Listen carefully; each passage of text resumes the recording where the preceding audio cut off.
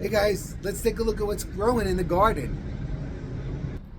Everyone, Joe here. Thanks so much for stopping by today. We're in Bergen County, New Jersey. This is Zone 7B, and we've been having a few warm days here. It's been in the upper 70s for the past few days. Nights get a little cool in the 50s, almost in the 40s. This morning it's about 8 o'clock, but it's a little cool. It's about 57 degrees today. It's supposed to go to 77.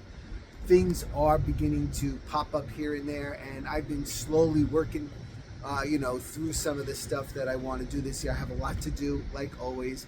Some of it'll get done, some of it won't get done, but I am working through it. So I thought maybe you'd like to join me today and take a look at what's going on. Excuse all of this stuff. The truck is passing by. It's the morning and busy area, packed with people. You know how northern New Jersey is. All right, so let's take a look at what's going on. And my irises are blooming. I can't wait for you to see them. Okay, so let's get started here in the backyard before we go to the front. And here, this is, as you just come through the fence, this is a wine press right here. This is Marianne's grandfather's wine press. And I had it out here. I turned it into a planter. For those of you that know me, you've seen it before. I had to take the top level of the wood off because it was getting rotten. And I put in some of the daylilies right in there. I know a lot of you think of them as weeds, but you know what? They just get really lush here, and they make those flowers, even though that they're very fleeting and they go by. They are pretty when they come out. So I added those lilies in there. I had like a little daylily farm going on in here. I removed it all and I stuck them in there. And of course, look at my hostas already. They are gigantic already. Some people call me the king of hostas, but I don't know why, but I do have a lot of success with them. As you can see, I just put in some black mulch in here. It's on sale in Home Depot again, 5 bags for $10. It's a good deal. So I just got 10 bags yesterday and I put them in, and you can see that's why it's a little bit dirty right here. I just made this little pad right here for my grill. Pardon my hand truck right there. So what I did here is, you still see the tags on the plants right here because I just redid this whole area right here.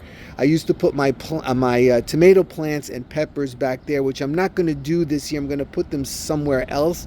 I didn't want them here because they kind of looked messy and I didn't like the way it looked. So I had a walkway back here. I took it out and I just did this whole area in mulch.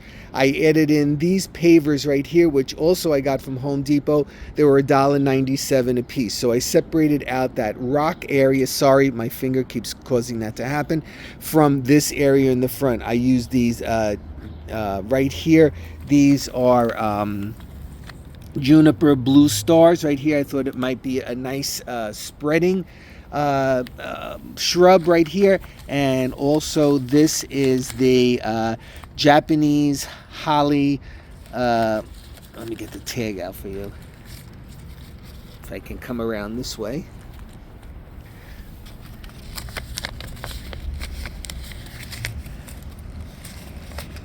Come on, Joe. Japanese holly golden Hillary, something like that. Anyway, so I have 3 of those, and I have 5 of the junipers here. Let me get this off of here. I don't want that causing a problem. All right, and then of course more of the lilies back there, which I will keep under control. So excuse me. So right here I have this area going on right here, the garden fairy right there. I have some sedum in the front of it. I have more lilies back there, and then I have a variety of, I have some Taxus yews, barberry, and a couple of azalea, and I have a rhododendron in the back right there, and then my spiral juniper right next to the shed. Now I just redid this right in here. I added in these big pavers right here. because I had that pad. I did that last year or the year before, so I just added a few more in here, and I lined it with these bricks that are on sale in Home Depot. Again, 4 for $1. It's a good deal. And I made these two areas right in here, and I have my irises. These look a little bit shocked because I recently separated and moved them, so that it's going to take a little bit of time for them to readjust, but they will do fine. And take a look at these. Look at all the buds that are getting ready to come out on these. It's going to be absolutely beautiful. That purple color right in here. And then down along the front, I did some violet and some stone sedum. All right, so we're moving into this section right over here. So you can see my friend gave me that stove, a little stove right there. I thought it just looks like a little whimsical thing right there. The ornamental grass is just starting to pop up. And as you can see, I have more of the irises back here. I love that purple color. And my hostas, I had actually cut these in half so that they didn't look so monstrous. So I'm still working here. This area is a little bit messy. I'm still cleaning up right here. More, this is ornamental grass. More, this sedum, I don't know what it is. It's just taking forever to pop up. It's not doing so great. And then the stone sedum right here, which will it'll get rid of that reddish color, and it's going to get much more green. I just brought this pot out from the shop.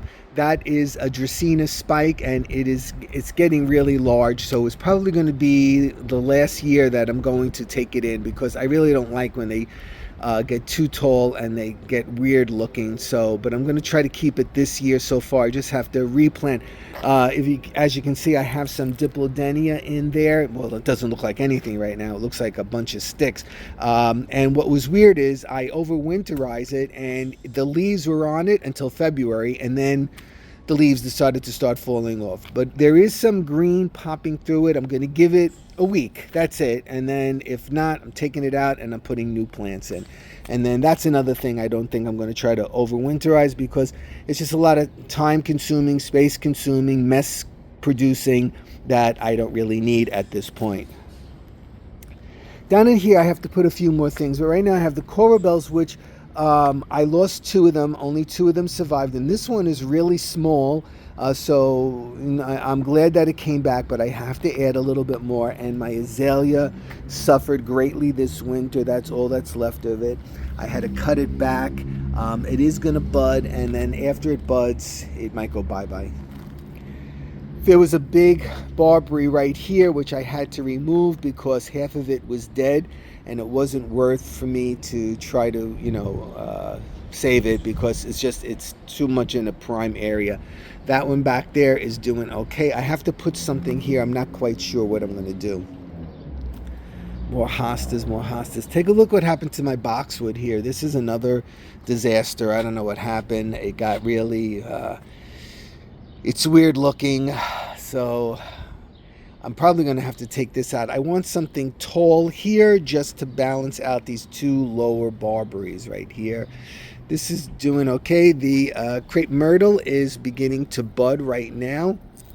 I had to use pool noodles here to pull it back because I wanted to train it into a tree instead of into a shrub.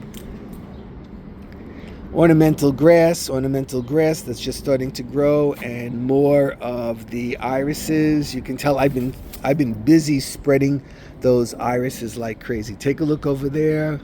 Love it. I love that color. So let's go around there and take a look at that. Yeah, if you're looking at this from Florida, you don't cover your pools. We have to cover our pools here. So the pool gets covered probably like in the beginning of October, and then I won't open it until mid-June. So it's like it's a short season for us here. And here is another Dracaena spike to echo this one, so that I have, let me back up, so that I have on each side of the pool like an entrance. And then I'm probably going to put in the Diplodenia in there, because it flowers the whole season, and it'll get very lush and spill out of the pots as well. Then what I did here was I tried to echo this area. I have this area, and now not exactly the same, but I have those two areas kind of similar to one another. But I did want to use some variation, so again, I used some of the ornamental grass. There's another sedum back there. All right, that was a traffic helicopter that was just going over. Okay, and then as you can see, I have some of the violets in here. Those are my grandmother's violets, and I had them at the shore house, and I took them up here, and I've been spreading them around here too. I know they're invasive, and a lot of people do not like them, but I do like them, and they remind me of her. And another coral bells right here. This one is doing a little bit better. These are cat mints right here, and these get beautiful purple flowers in them. And as you can see, there's a lot of little weeds growing in here between the rocks, obviously because all the seedlings and everything, that's a job every day that I have to pick those out. This right here is a vinca vine, and here comes another traffic helicopter.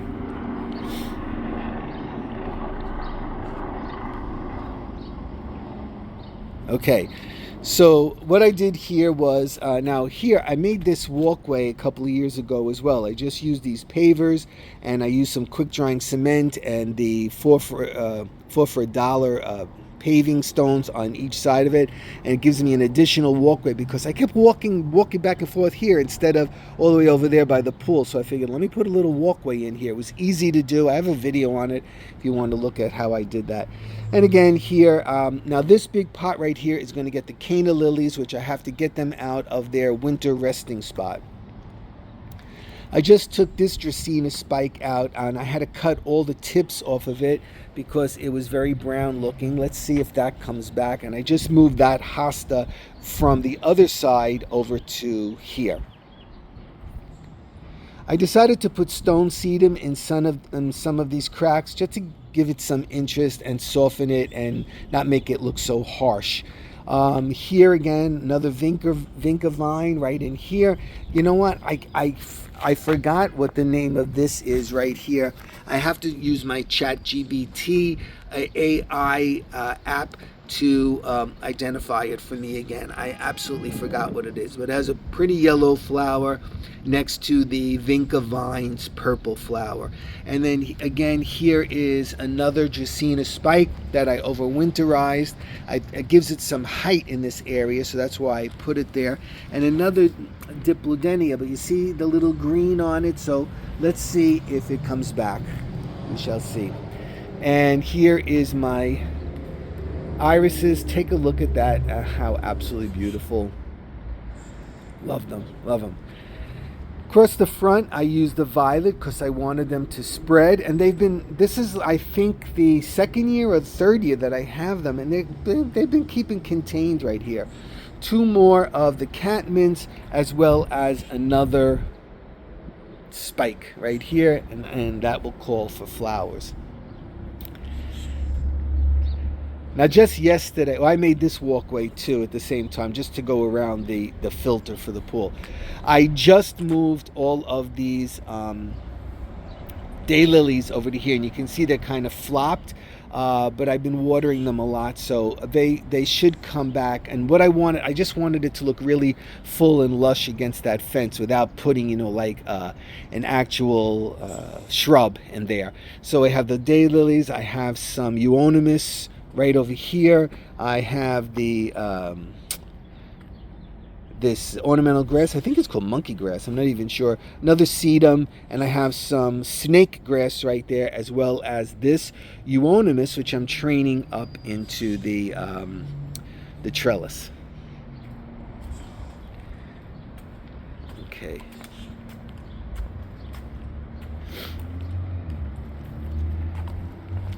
All right, so it's getting there, I have to paint this set. I need to paint it black, as well as that little bistro set over there. Okay, so let's take a look on the side. All right, so here we are on the side of the house right here, and I like to repeat a lot of things. And just like, if you know me from, doing inside stuff and my decorating inside, I like to use a lot of the things that I have.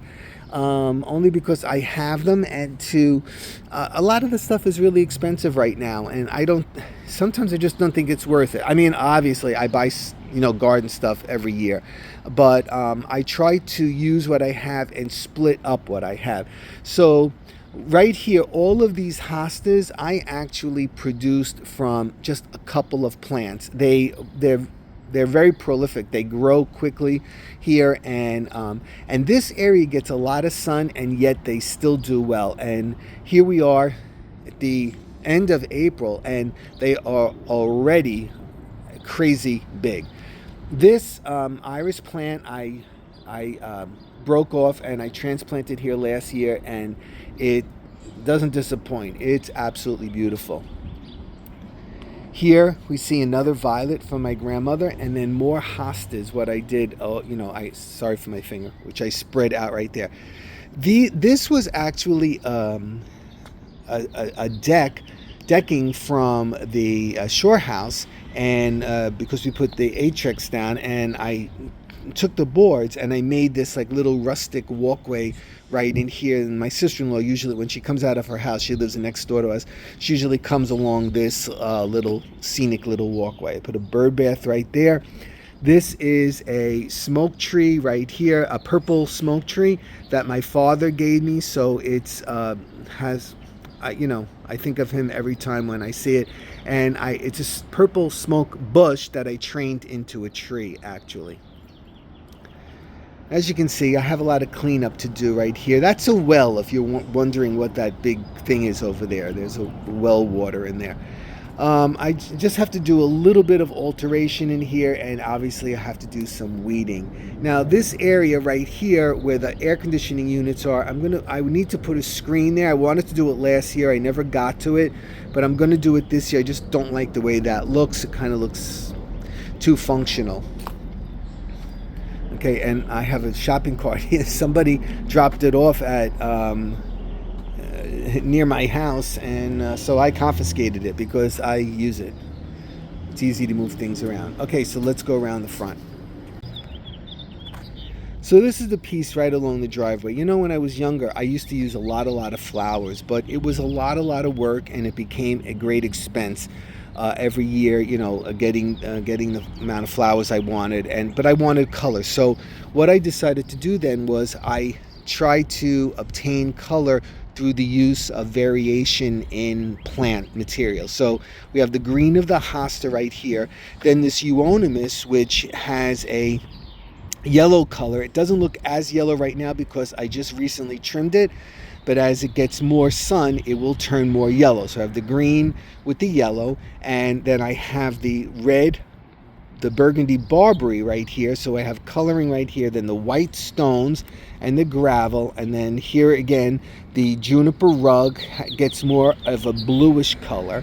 Then the euonymus right here, which also, this has a green and a white, so the white reflects off of the white stones right here. And the more junipers, and I just cut this area, that's why some of them look a little bit bare.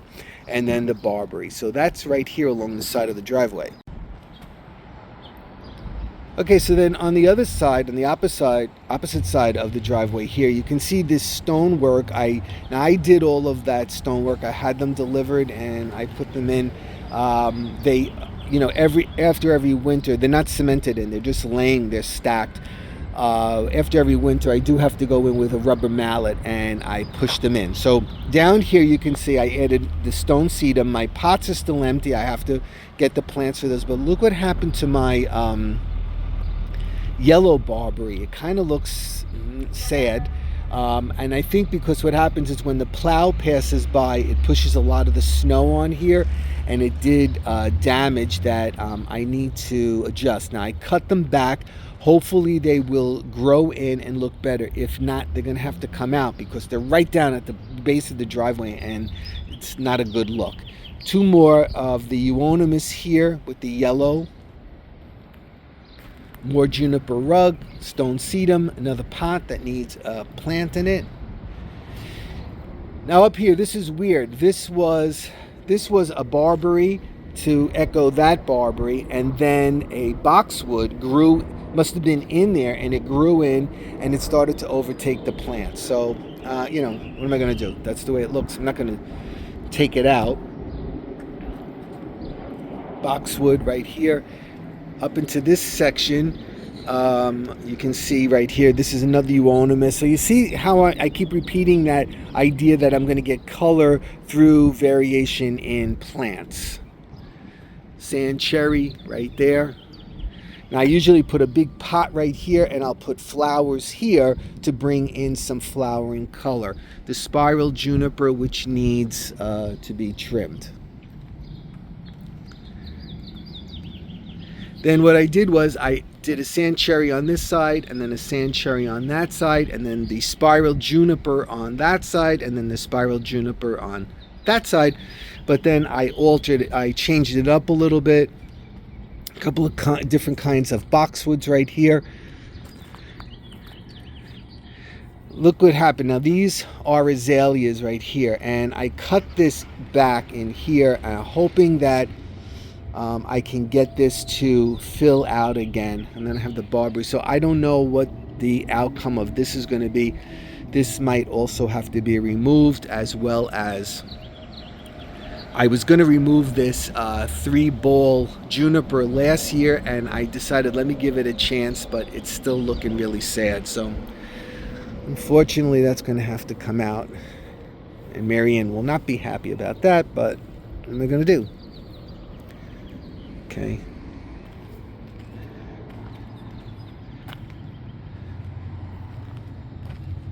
Now, people that know me, this used to be a dwarf Alberta spruce, and it popped into being a full-blown fir tree that every year I keep saying I'm going to take out. My nephew is going to come to help me.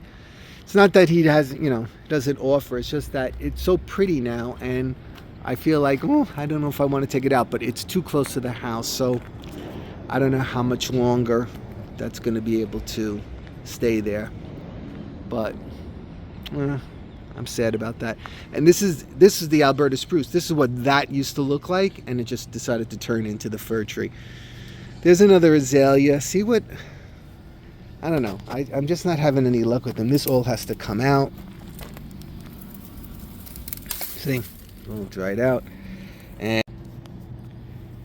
it's all dried out there, so I don't know. I'll see.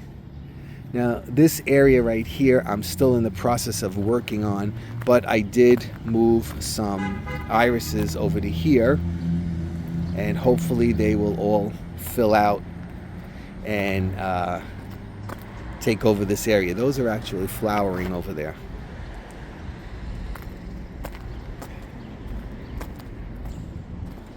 I'm going to put more pavers in here because I took some out somewhere else. I'm going to move them to here. Have to clean up this edge on my grass as well.